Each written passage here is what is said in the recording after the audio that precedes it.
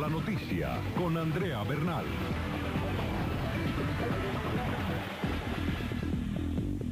¿Qué tal? Bienvenidos, soy Andrea Bernal. Esto es Zoom a la noticia y nuestro lente se enfoca hoy en Estados Unidos.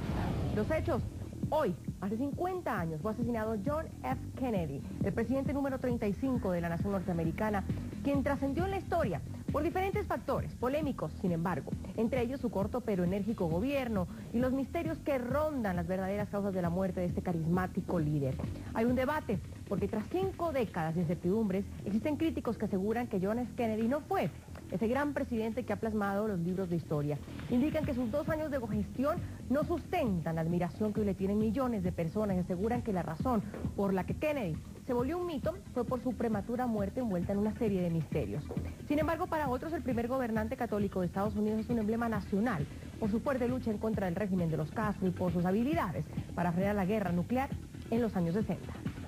Nuestro lente también se enfoca hoy en Venezuela. Los hechos. Miles de venezolanos se alistan para la marcha convocada por el líder opositor Enrique Capriles, quien invitó a los ciudadanos de todo el territorio nacional a protestar este sábado, 23 de noviembre, en contra de la ley habilitante otorgada por la Asamblea Nacional al presidente Nicolás Maduro. El debate. Los organizadores de las manifestaciones indican que los poderes, que ahora tienen la máxima autoridad venezolana, serán utilizados para atacar a los detractores del chavismo, controlar inadecuadamente a los ciudadanos y ocultar los errores de la administración de Maduro. Mientras esto sucede, el gobierno advirtió sobre las consecuencias de la marcha, que a su parecer busca incendiar y desestabilizar al país. Con estos 2 temas de debate iniciamos hoy Zoom a la noticia. Bienvenidos. No pregunten qué puede hacer su país por ustedes. Pregúntense qué pueden hacer ustedes por su país.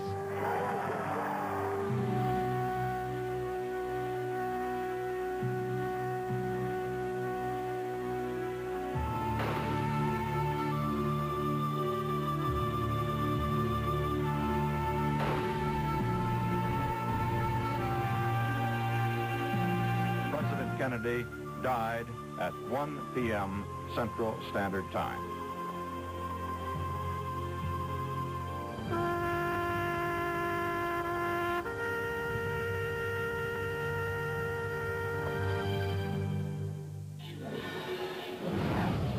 Imagen que sin duda pasará a la historia, la del hijo de John F. Kennedy el día de sus exequias.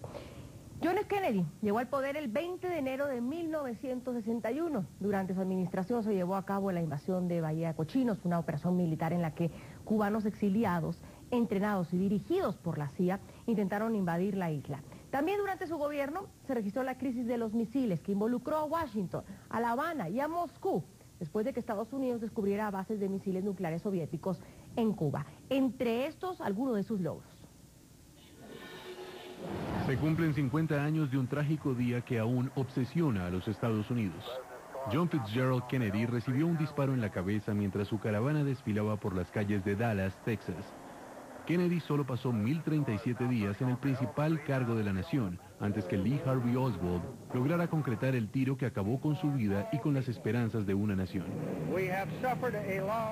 Siendo el primer católico y el hombre más joven en jamás gobernar el país, asumió la presidencia el 20 de enero de 1961, con un mensaje que aún resuena en la conciencia del pueblo.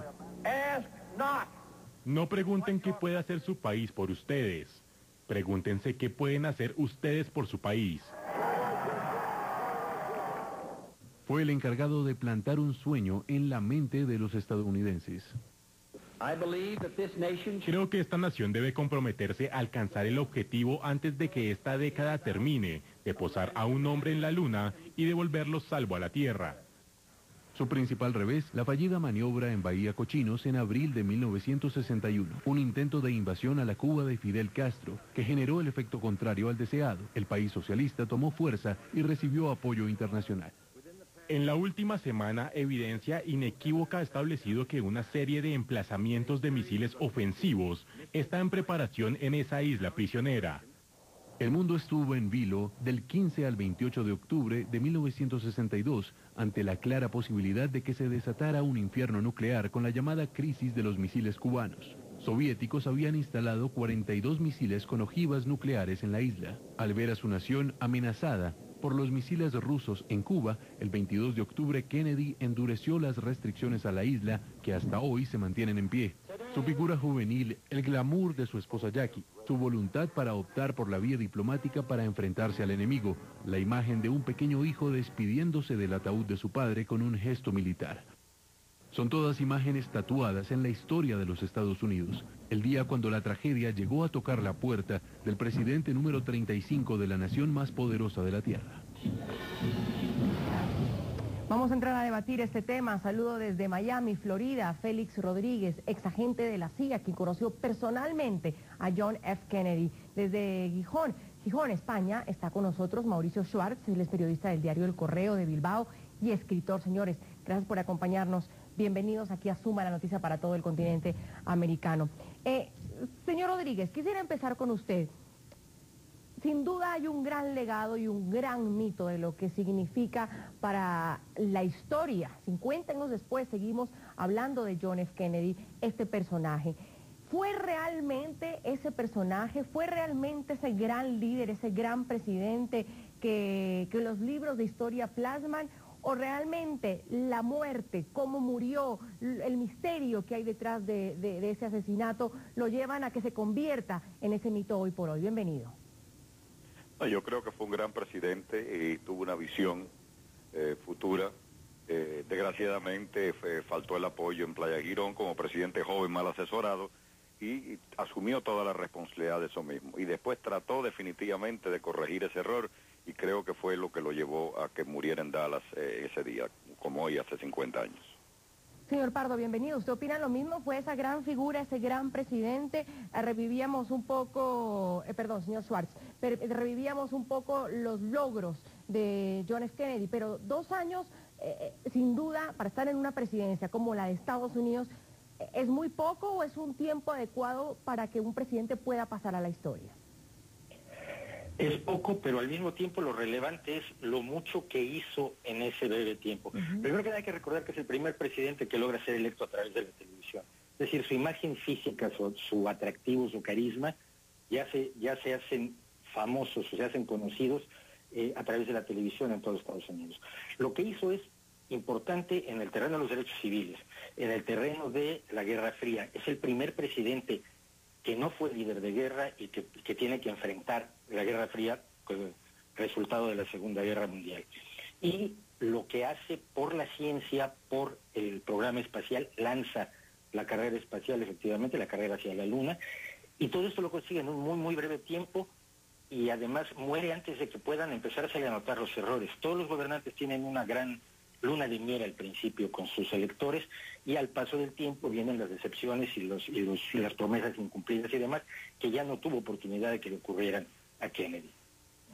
Señor Rodríguez, ¿coincide usted entonces con el señor Schwartz en eso? ¿Hizo mucho en tan poco tiempo? O digamos que también el mercadeo, hablemos de eso, el mercadeo, la conspiración ha sido un gran negocio para la imagen de John F. Kennedy, y no solo de John F. Kennedy, sino de los Kennedy de por sí. Sí, correcto. Pero yo estoy convencido definitivamente que la participación cubana fue la más importante en eso, porque el único que tenía que perder si el presidente se mantenía vivo era Fidel Castro. El presidente estaba comprometido a eso y obviamente Castro tenía que eliminarlo. Vamos a integrar este debate a Pablo Pardo. Él es corresponsal del diario El Mundo en Washington, escritor de reportajes sobre la muerte de JFK. Señor Pardo, bienvenido, gracias por acompañarnos. Usted escuchaba a nuestros otros 2 invitados diciendo que John F. Kennedy sí fue este gran presidente, sí fue esta gran imagen. Poco tiempo, sin duda, 2 años, pero logró un sinnúmero de eventos y de ideas plasmarlas que han logrado quedarse a lo largo de los años. ¿Usted opina lo mismo? Sinceramente no. Yo creo que Kennedy es un presidente bastante sobrevalorado, evidentemente, entre otras cosas, por cómo murió. Que es evidentemente una muerte trágica que al mismo tiempo pues contribuyó, digamos, a glorificarle. Hay que tener en cuenta que en el momento en el que Kennedy murió, o fue asesinado, mejor dicho, su agenda legislativa estaba completamente paralizada en el Congreso. Su popularidad había caído 20 puntos a lo largo del año, había caído de 78% a 59% desde enero hasta noviembre. Y digamos que bien, se había claramente anotado, digamos, un punto en la crisis de los misiles con Cuba, que es verdaderamente por lo que se le recuerda. Había creado iniciativas como los Peace Corps, etcétera, pero fundamentalmente fue la muerte de Kennedy lo que dio impulso para que, por ejemplo, en la legislación de derechos civiles para acabar con la discriminación racial se llevara adelante. Es decir, Kennedy estaba siendo un presidente bastante inefectivo, en mi opinión. Señor Schwartz, interesante el punto que dice el señor Pardo. La muerte de Kennedy es lo que da impulso a muchas cosas que sí realmente después de la historia sucedieron. Bueno, evidentemente porque, y hay que entender una cosa, además de lo que se ha mencionado, Kennedy fue el momento de gran esperanza para Estados Unidos, una promesa cuando se iniciaba una década muy difícil. Yo no estaría de acuerdo en que el único que tenía que perder era Castro. Yo creo que la mafia tenía mucho que perder con la intervención de Robert Kennedy como procurador, etcétera. Pero la muerte, evidentemente la muerte, cuando uno muere joven y guapo y en la cúspide del poder o de la fama o de lo que sea, deja una huella mucho más fuerte en la memoria popular que cuando uno muere ya viejo y derrotado como Napoleón en la isla de Elba. Entonces, evidentemente, los muertos jóvenes en éxito, Gardel, Jorge Negrete, ¿no? El propio Pedro Infante, dejan una imagen mucho más fuerte en el imaginario popular, y esto ha ayudado a crear el mito. Vamos, el hecho de reconocer los logros de Kennedy no significa que sea tampoco el más mítico de los presidentes ni el que más problemas ha enfrentado. Pero de todas maneras es el cuarto presidente asesinado en la historia de Estados Unidos. Está Abraham Lincoln, está James Abraham Garfield, está William McKinley, y ninguno de estos, quizás Abraham Lincoln podemos decir, pero ninguno de estos ha cruzado ese umbral de la historia como lo hizo John F. Kennedy, señor Pardo. Sí, desde luego, pero hay que tener en cuenta que Kennedy fue el primer presidente de la televisión. No recuerdo cuántas conferencias de prensa dio Kennedy en sus 3 años en la Casa Blanca, pero tal vez diera 30 o 40, todas televisadas. Kennedy ganó las elecciones. Hay que recordar que Kennedy ganó las elecciones por muy poco. Y posiblemente con fraude electoral en Texas y en Illinois. En Illinois en concreto con su padre y con la ayuda de la mafia, y en Texas pues con la ayuda de su vicepresidente Lyndon Johnson. Pero Kennedy ganó las elecciones también por su imagen, por su famoso debate contra Nixon, el primer debate televisado en el cual Kennedy completamente derrotó a Nixon porque era joven y guapo. Hay que tener en cuenta que Kennedy era una persona que estaba muy enferma, tenía la enfermedad de Addison, que es una enfermedad hormonal, que de hecho estuvo a punto de causarle la muerte estando en la Casa Blanca en el verano de 1961. Se ocultó a los medios de comunicación, a pesar de que estuvo en un estado extremadamente grave, pero Kennedy siempre se empeñó en dar una imagen juvenil, en dar una imagen atlética, desenfadada, un poco principesca, ¿no? De ahí viene también el mito de Camelot, muy enfatizado después por su familia y por su viuda. Entonces, evidentemente Kennedy es más que un presidente, digamos, es una especie de icono, por eso, porque era un tipo guapo y que manejaba muy bien la imagen. Ahora bien, si nos ceñimos a lo que hizo y a qué huella dejó en el país, yo creo que su gestión no es tan extremadamente importante, dejando de lado de nuevo la crisis de los misiles con Cuba, que yo creo que eso es un apartado absolutamente trascendental. Pero gran parte de su agenda vino más tarde propulsada por Lyndon Johnson, por su hermano también, Bobby, en materia de derechos civiles, que precisamente se desatascó, digamos, a consecuencia de su asesinato y del complejo de culpa para los estadounidenses. Y señor Rodríguez, y retomo usted conoció personalmente a John F. Kennedy, y me agarro de lo que dice el señor Pardo, que la gestión de Kennedy no fue lo importante y no es lo que lo lleva a ser lo que es hoy, este mito, esta historia, sino que sin duda fue un presidente diferente. Primero, tenía ese medio de comunicación, la televisión a su disposición, lo hace un presidente, quizás el primero televisivo, y segundo, no podemos dudar de todas maneras que fue diferente, fue carismático, era cercano, era joven, era el primer presidente católico. No, definitivamente. Yo recuerdo, y yo le di la mano a él, el presidente, en el Orange Bowl, cuando él fue y se le entregó la bandera de la brigada en custodia y prometió devolverla muy pronto en una Cuba libre. Él pasó a pasar revista a grupos de brigadistas y pasó por donde estábamos los sobrevivientes, los tiene de infiltración. Y ahí tuve la oportunidad de estrechar la mano del presidente y era un tipo extremadamente carismático. Voy a revisar las opiniones de los televidentes en nuestras cuentas de Twitter que están ahí en sus pantallas para en nuestro segundo bloque hablar de esas conspiraciones, de cómo la conspiración de todas maneras se ha vuelto un gran negocio en esta historia de John F. Kennedy. Marco Fernández nos comenta, la conspiración justamente contribuyó mucho a elevar su figura.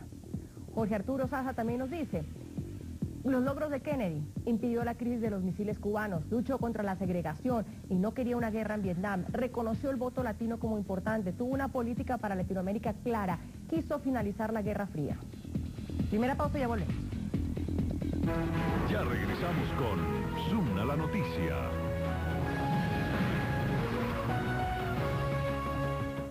Vea en Visión Global. Javier Solórzano nos cuenta las dificultades que pasan los inmigrantes cada día al cruzar la frontera mexicana. Se enfrentan a los más grandes peligros, los secuestros, violaciones, abusos sexuales, asaltos y diversas formas de arbitrariedades. Visión Global, los temas más importantes analizados por nuestras cadenas aliadas en todo el mundo por NTN 24. ¿Qué está sucediendo en el mundo? La respuesta está en sus manos. La más completa información de la actualidad internacional en nuestro canal de YouTube, www.youtube.com/NTN24, donde encontrará los videos de las noticias más importantes del día. Interacción con cada uno de nuestros contenidos. Comente, comparta y sea parte de las noticias que mueven al mundo.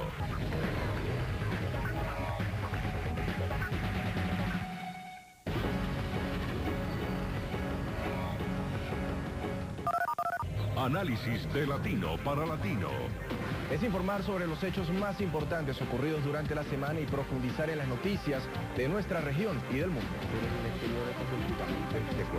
Expertos que analizan los temas más destacados, mientras sus protagonistas generan nuevas noticias. El resumen de lo más noticioso ocurrido durante la semana todos los sábados y domingos al caer la tarde. Por NTN 24. Vea en CST los implantes mamarios, su historia, regulaciones y además por qué actualmente existe polémica sobre el uso de estos en varios países. La NASA lanzó con éxito su nave no tripulada Maven a Marte y expertos analizan el material nuclear extraído de unos restos que corresponden a un niño que vivió hace 24.000 años en Siberia.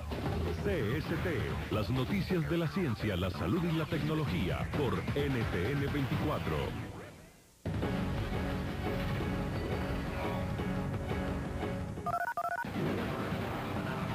Estás viendo Zoom a la noticia.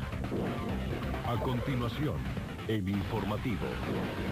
Más adelante, nuestra Teledeportes.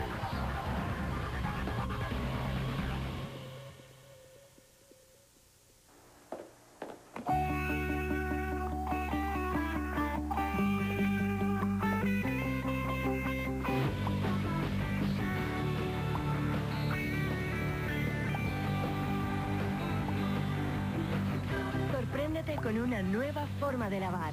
Nuevo Ariel Power Pot. Es un 3 en 1 que contiene detergente concentrado, quitamanchas y abrillantador. Ariel revoluciona tu forma de lavar. Nuevo Ariel Power Pot. P&G. Continuamos con Zoom a la noticia.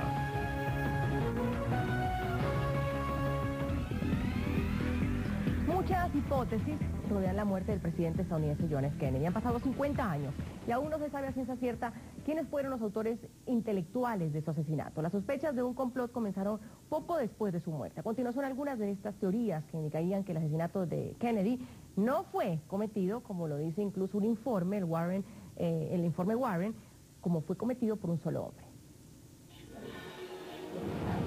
A 50 años del asesinato de John F. Kennedy, su muerte sigue siendo una interrogante para todo el mundo. debido a que muchos siguen sin creer que haya sido Lee Harvey Oswald el único responsable de acabar con la vida del mandatario. ¿Asesinó a Kennedy un solo tirador o fue el presidente víctima de un complot? Veamos a continuación las teorías conspirativas más populares que aún siguen circulando sobre la muerte del jefe de Estado. La teoría de Gracie Knoll. Esta teoría indica que hubo más de un francotirador y que Oswald no actuó solo. Sombras sospechosas, siluetas de presuntos francotiradores, registros sonoros y algunas fotografías apoyan esta hipótesis, que junto a los 3 disparos desde el fusil de Oswald se une un cuarto tiro, que procedería presuntamente de Gracie Knoll, desde un montículo de grama por donde pasaba el carro de Kennedy. La teoría de la CIA. El polémico Servicio Secreto de Estados Unidos aparece en casi todas las teorías conspirativas sobre la muerte de Kennedy, así como también el Buró Federal de Investigaciones FBI y el Pentágono. Quienes apoyan esta hipótesis señalan 2 opciones. La primera, que posiblemente la CIA quería vengarse de la fracasada invasión a Cuba de Bahía Cochinos.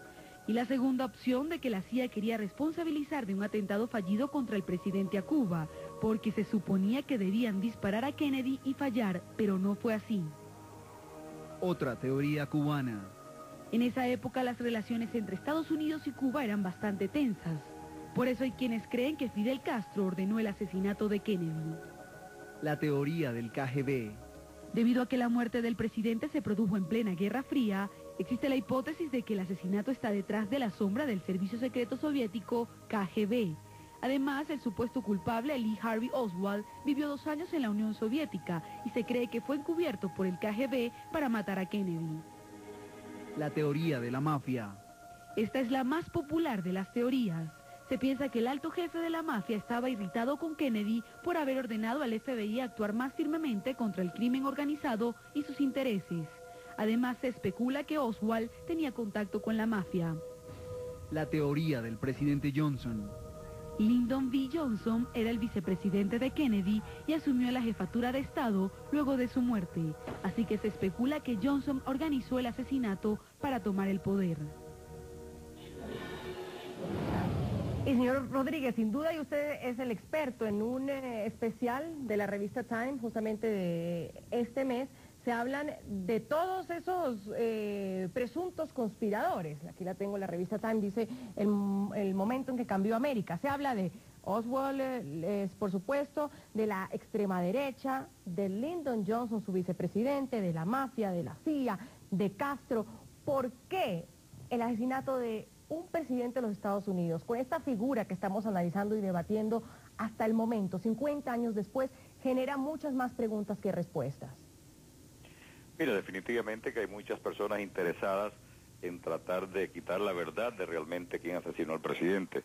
Yo recuerdo cuando el presidente fue asesinado, ya él había aprobado una operación en Centroamérica con el doctor Artime para desestabilizar y tumbar al gobierno de Fidel Castro. Le había enviado, ya había sacado los que habían caído presos en Girón, les había dado estatus de oficiales en las Fuerzas Armadas Americanas. O sea, la agencia estaba bien consciente de que el presidente estaba decidido a terminar con Fidel Castro. Y cuando eso ocurrió, recuerdo que el doctor Artima fue a Washington para darle el pésamo a Bobby Kennedy, y cuando lo recibió, lo que Bobby le dijo, y eso me contó Artima a mí directamente, le dijo, mi hermano tenía 2 grandes enemigos, la mafia y Fidel Castro, y yo creo que fue el último el que lo eliminó. Y Fidel Castro estaba convencido de la operación que estaba llevando a cabo el presidente Kennedy para eliminarlo. Y obviamente el tratado Kennedy-Khrushchev nunca se implementó porque existían una cláusula que era imprescindible, que no se cumplió, que era la de una inspección ocular de los cohetes en Cuba por inspectores norteamericanos. Y Castro nunca permitió que eso ocurriera. ¿Usted se va por el lado de la conspiración, del lado de los Castro entonces? No, definitivamente hay cantidad de pruebas de eso. ¿Qué hacía Oswald en la embajada cubana por más de 5 horas cuando estuvo en México? Y después existe que está documentado que un oficial que es experto tirador y a su vez también hablaba inglés perfecto, Fabián Escalante, se encontraba en Dallas durante el día del asesinato del presidente y más tarde salió un avión privado para México. Y si era así, señor Pardo, ¿no es más fácil contar la historia como nos lo está contando el señor Rodríguez y caso cerrado? La cuestión es que no sabemos muy bien qué pasó. O sea, sí sabemos Yo creo que lo que no hay mucha duda es que Oswald fue efectivamente la persona que mató al presidente. Otra cosa muy diferente es las motivaciones de Oswald, si él era la única persona que lo sabía, que sabía que iba a matar al presidente, etcétera. Es muy interesante la visita de Oswald a México justo antes del magnicidio, cuando se relaciona con mucha gente vinculada al partido, al comunismo en México y también con gente de la embajada cubana. Al mismo tiempo yo creo que hay un factor muy importante, que es que la comisión Warren, que fue la comisión del Congreso que llevó a cabo la investigación, personalmente pienso, bueno, no solo personalmente, hay mucha gente que lo piensa, que hizo un trabajo bastante malo en general. Hay una masiva destrucción de pruebas previas al asesinato. Sabemos que el FBI y la CIA estaban monitoreando a Oswald porque precisamente pensaban que, bueno, había estado en la Unión Soviética, estaba casado con una mujer soviética, etcétera. Gran parte de esas pruebas fueron destruidas. Incluso una nota que Oswald dejó en el FBI en Dallas, unos días antes del magnicidio, en la cual decía que no se sabe muy bien lo que decía, pero parece que era una amenaza contra el FBI. Es decir, hay muchísimas pruebas que fueron completamente destruidas y también una actuación tremendamente chapucera, digamos, por parte de las autoridades de Estados Unidos en la autopsia, por ejemplo, un casquillo de bala que no apareció hasta mucho tiempo después, mucha autonomía que se dio a la familia Kennedy para guardar información relativa al presidente, por ejemplo, todo lo relativo a sus problemas de salud, etcétera. Lo que sí que está claro, desde luego, es que Oswald tenía relaciones con la inteligencia cubana o con diplomáticos cubanos en México. También es cierto que Bobby Kennedy iba a llevar a cabo una ofensiva contra la mafia y que parece poco probable que Oswald actuara solo. Pero por mucho tiempo, señor Schwartz, ahorita estamos hablando y enfocándonos sin duda en Cuba y en Oswald y estas relaciones que tenía con el comunismo, pero por mucho tiempo se habló de la CIA a la cabeza de este magnicidio. Se ha hablado de todo el mundo. En realidad, el problema con las conspiraciones, vamos a ubicar de dónde surgen. El primer problema es cuando hay grandes consecuencias, cuando hay grandes acontecimientos, todos queremos que haya una gran causa atrás de ellos. No podemos creer que un práctico que era comunista, que repartía folletitos en la calle para apoyar a Castro, que vivió un tiempo en la Unión Soviética y no se adaptó, ese pobre haya podido matar al presidente de los Estados Unidos, y queremos consecuencias grandes. Obviamente hubo problemas graves en la investigación, esto sí es clarísimo, se perdieron pruebas, pero no se sabe qué decían esas pruebas precisamente porque se perdieron. Es decir, especular sobre lo que significaba es muy difícil. A estas alturas todo el mundo tiene una conspiración, y aparte de las que han mencionado, yo he escuchado versiones de los propios, que los propios refugiados cubanos estaban molestos por la falla de Bahía de Cochinos, habían participado en el asesinato, los Illuminati, quien ustedes quieran, todo el mundo. ¿Por qué? Porque cada vez que alguien tiene una teoría nueva, puede vender libros. Hay millones de dólares que se han generado de las teorías de la conspiración alrededor de Kennedy. Pero no hay pruebas, y por pruebas me refiero a aquello que un científico o un juez puede aceptar como evidencias. Hay indicios, hay interpretaciones de ciertos indicios, dependiendo de quién interprete, tiene un significado distinto el indicio. Sin embargo, todos los indicios que tenemos son consistentes hasta hoy con el hecho de que Lee Harvey mató a Kennedy con una suerte increíble, como un loquito suelto. Yo siempre pongo el ejemplo de Hinckley. Si Hinckley hubiera conseguido matar a Ronald Reagan, nadie hubiera creído que lo que él quería era quedar bien con una estrella de Hollywood. Todo el mundo hubiera buscado una explicación mucho más grande, porque el asesinato de un presidente de los Estados Unidos es algo muy grande. Sin embargo, como fracasó, a todos nos parece fácil aceptar el hecho de que Hinckley era un chifladito. Y si uno analiza un poco, Oswald era un chifladito. Seguramente en México estuvo en contacto con los cubanos y se les dijo, hombre, quiero matar a Kennedy, pues qué bien, ve y mátalo. Realmente como atentado era una chapuza horrible que ningún ningún grupo de inteligencia del mundo serio asumiría como propio, es decir, así no se hacen las cosas. Creo que hay mucho de esto. Hay un negocio, hay un deseo de emociones y hay una falta de pruebas lamentable para todas las cientos de teorías de la conspiración con las que contamos. Esto no quiere decir que las conclusiones que tenemos sean reales. Simplemente decir que no tenemos otras mejores ahora. Y esas faltas de pruebas, señor Rodríguez, de las que habla tanto el señor Pardo como el señor Schwartz, ¿lograrán o eso significa ya que el caso jamás se va a cerrar o que más bien no conviene que el caso se cierre y dejar a Kennedy como esto, como un mito y esas ideas de conspiraciones queden ahí para la historia? Yo creo que eventualmente puede que de aquí a varios años se pueda saber la verdad. En aquella oportunidad yo recuerdo haber leído hace unos cuantos años un reporte de un asesor del presidente Johnson, el cual decía que ellos sí tenían pruebas sobre la participación cubana, pero como existía en Cuba todavía inclusive cohetes nucleares y la relación que tenía Cuba con la Unión Soviética, el que Estados Unidos tuviese que reconocer en ese momento que un gobierno extranjero como el cubano había participado en el asesinato del presidente, no le quedaba más remedio que actuar. Y obviamente existía la gran posibilidad de una guerra nuclear.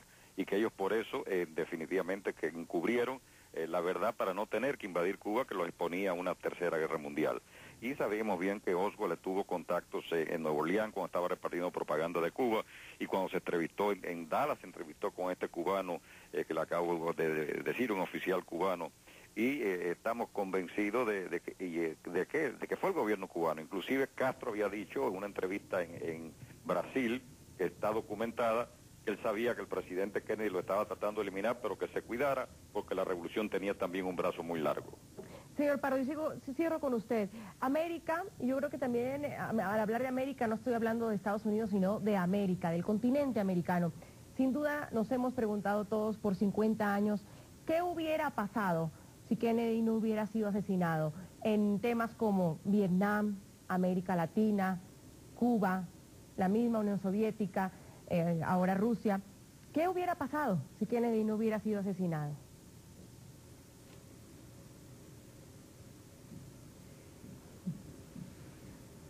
¿Es a mí la pregunta? Sí, adelante. Lo dejé pensando, ¿no? Pues no. No, eso yo creo que es mucho ciencia ficción, es decir, Kennedy en el momento en el que fue asesinado parecía claramente que iba a ganar las elecciones. Eso es lo primero que hay que pensar, que iba a ganar las elecciones del año siguiente, pero en gran medida las iba a ganar por la oposición del partido, por la división, perdón, del Partido Republicano. El Partido Republicano le sucedía como ahora, estaba dividido en dos facciones y ese iba a ser el factor principal. El resto de la agenda legislativa de Kennedy estaba muy paralizada, entonces no lo sabemos. Por ejemplo, una gran cuestión, ¿hubiera continuado la escalada en Vietnam que él había iniciado o por el contrario la hubiera frenado? Pues bueno, acerca de esto hay múltiples teorías.